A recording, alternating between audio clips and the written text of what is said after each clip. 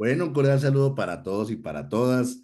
Queremos aprovechar este video para compartir con ustedes un tema que cada que piensa un año nos consultan permanentemente y es la negociación colectiva de los sindicatos de empleados públicos.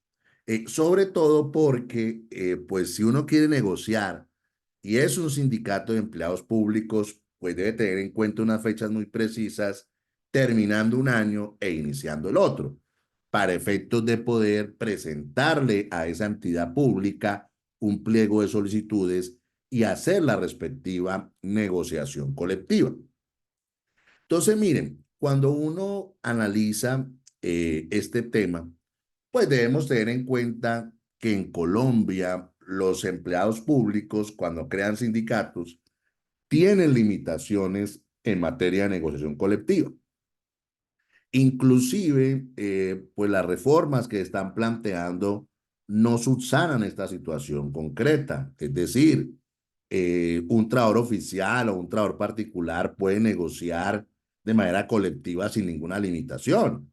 En cambio, los empleados públicos tienen una cantidad de limitaciones al momento de negociar, lo cual consideramos que debería ser revisado porque a nivel mundial y tanto en la OIT, en su comité de libertad sindical, expresamente se ha señalado que los empleados públicos deben negociar sin ningún tipo de limitaciones y sin ningún tipo de restricciones. Hechas estas manifestaciones, pues analicemos el decreto 160 del año 2014, que es el que regula actualmente la negociación colectiva de los sindicatos de empleados públicos. En primer lugar, ¿a quién le aplicamos este decreto? Pues este decreto se le aplica única y exclusivamente a los empleados públicos y sus sindicatos. Eso quiere decir que este decreto no se aplica a quienes desempeñen cargos de alto nivel político, jerárquico, directivo. Tampoco se aplica a los oficiales, ellos tienen sus reglas propias en materia de negociación colectiva. Tampoco se aplica a la gente de elección popular y pues tampoco se aplica al personal uniformado de fuerzas militares y de policía porque es que ellos inclusive no tienen actualmente ni siquiera la posibilidad de crear sindicatos.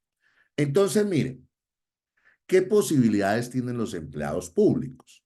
Pues los empleados públicos tienen varias posibilidades. Uno, es crear sindicatos de empresa. Es decir, crear sindicatos donde la gente o los trabajadores tienen diferentes profesiones, oficios o especialidades, pero con algo en común, que todos trabajan para la misma empresa. En este caso, que todos trabajan para la misma entidad pública. Un ejemplo muy importante a nivel nacional es ASPROEM, que es la Asociación de Profesionales vinculados con el Hospital Universitario de Momeo de Cúcuta. Ellos allá son empleados públicos, se afilian al sindicato y pues todos tienen vinculación laboral con el Hospital Universitario de Momeo de Cúcuta. Eso, digamos, es un buen ejemplo de sindicato de empresa negociando.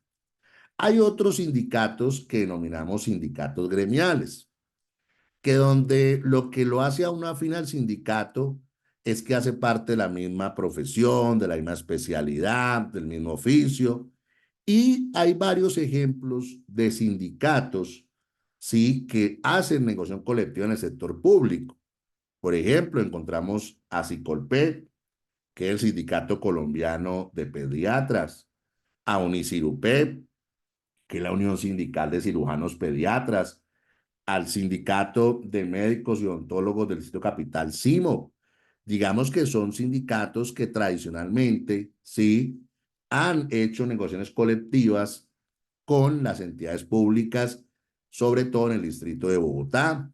Hay otro tipo de sindicatos que no llamamos sindicatos de industria, que a mí lo que me hace afín al sindicato es que hago parte de una empresa o presto servicio para una empresa que está ubicada en cierta industria o actividad económica. Entonces usted encuentra ejemplos como Sintrarresur, que es un sindicato de industria, el cual hace negociaciones, sí, con sus empleados públicos contra o en frente de entidades del Estado en Bogotá, a sus servicios, que también es un sindicato que ha llegado a negociaciones colectivas con el Hospital de Maicao. Y también, pues, el próximo año va a hacer algunas negociaciones colectivas con entidades de salud del distrito de Bogotá. Entonces, ahí encontramos diferentes ejemplos de diferentes sindicatos de empleados públicos que acuden a esta vía de la negociación colectiva. Pero también, obviamente, muchos de esos sindicatos pues están representados por federaciones. Hoy tenemos en salud, por ejemplo, la Federación de Sindicatos de Anestesiología, que si dentro de sus sindicatos hay empleados públicos, ellos también pueden hacer negociación colectiva. También tenemos a FENALSALUD, que es una federación también de sindicatos del sector de la salud, donde también, pues como hay sindicatos de empleados públicos, también van a participar en negociaciones colectivas. FECOLMED también es un ejemplo en salud que tenemos, y a su vez hay centrales como la CGT, la CU, la CTC, la Confederación de Servidores Públicos y Servicios Públicos, donde tienen sindicatos de empleados públicos que acuden a este tipo de negociaciones colectivas. Algo importante de este decreto es, bueno, ¿y qué se puede negociar? Primero, se puede negociar las condiciones de empleo. Segundo, se pueden negociar las relaciones entre el sindicato y la empresa o la entidad pública. Se pueden fijar salarios, pero de acuerdo a las disponibilidades presupuestales.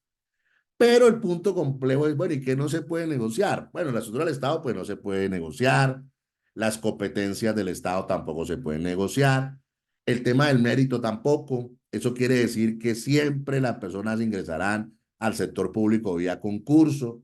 El tema de disciplina tampoco lo pueden negociar, la subordinación jurídica tampoco la pueden negociar, pero algo sí que genera mucha polémica es el régimen prestacional, es decir, no se pueden regular o mejorar prestaciones que no se tengan o que se tengan, lo cual es un punto pues muy negativo para este tipo de negociaciones porque no permite mejorar derechos laborales. Garantías. Hombre, si yo soy negociador, yo tengo derecho a permiso para mi actividad sindical de negociación colectiva.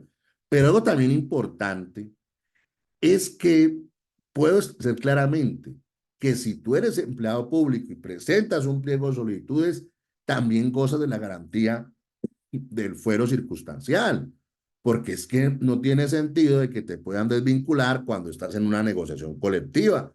Eso quiere decir que se goza la garantía, permiso sindical para los negociadores, fuero sindical para directivos y fuero circunstancial para todos los empleados públicos que se encuentran en negociación.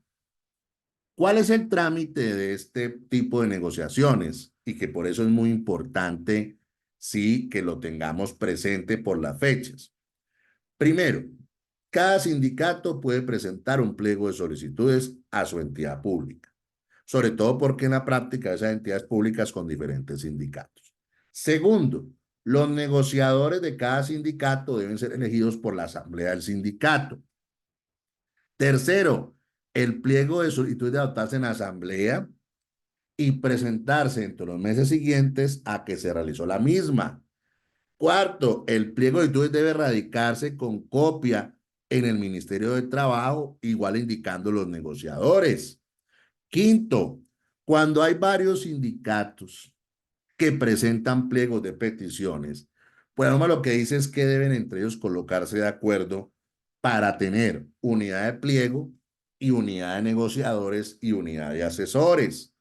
Pero si por algún motivo no se logran poner de acuerdo, pues en ese momento, pues deberían, teniendo en cuenta, pues los sindicatos mayoritarios para efectos de acoger ese pliego. Pero ojo con esto, cuando hay diferentes pliegos, el sindicato mayoritario puede imponer su pliego, pero los otros sindicatos continuarán en la mesa con sus negociadores, que son cosas que a veces en la práctica no se presentan. ¿Cuántos negociadores debe haber? Pues los que razonablemente se consideren. Octavo punto, ese pliego debe presentarse entre enero y febrero de cada año. Entonces, miren algo importante. Si yo voy a presentar el pliego entre los 2 meses siguientes a que hice la asamblea y no me puedo pasar de febrero, pues lo que está claro es que si hago la asamblea en diciembre, debo presentar el pliego empezando febrero para no tener problemas. Si la hago en enero, pues debo presentar el pliego antes de febrero porque hay plazo para presentarlo hasta el último día de febrero de cada año. Una vez se presenta el pliego, pues hay que instalar la mesa. Y esa mesa pues estará dentro de los 5 días siguientes, empiezan las respectivas negociaciones, el término es de 20 días, prorrogables por 20 días más, y si venció ese término, no se llega a ningún acuerdo, pues ahí hay que buscar un mediador con el Ministerio del Trabajo, un mediador que las partes se acuerden. ¿Qué puede pasar? Que se llega a un acuerdo, pues eso se formaliza con un acto administrativo. No se llega a ningún acuerdo, se va del mediador, pues ahí termina el procedimiento. Por eso es que esta negociación genera tantas inconvenientes y tantas molestias porque no se le pone fin. Es sentarse a una mesa de negociación, pero si no llega a ningún acuerdo, pues el tema quedó ahí y obviamente terminó de esa manera. Entonces, miren, invitamos a los sindicatos de empleados públicos que tengan en cuenta estos derechos, estas garantías, para que presenten de la mejor manera sus pliegos de solicitudes y se preparen para las respectivas negociaciones. Y por otro lado, pues para las entidades públicas también se capaciten, se preparen para tener estos pliegos y desarrollar la negociación de la mejor manera. Un fuerte abrazo para todos y para todas.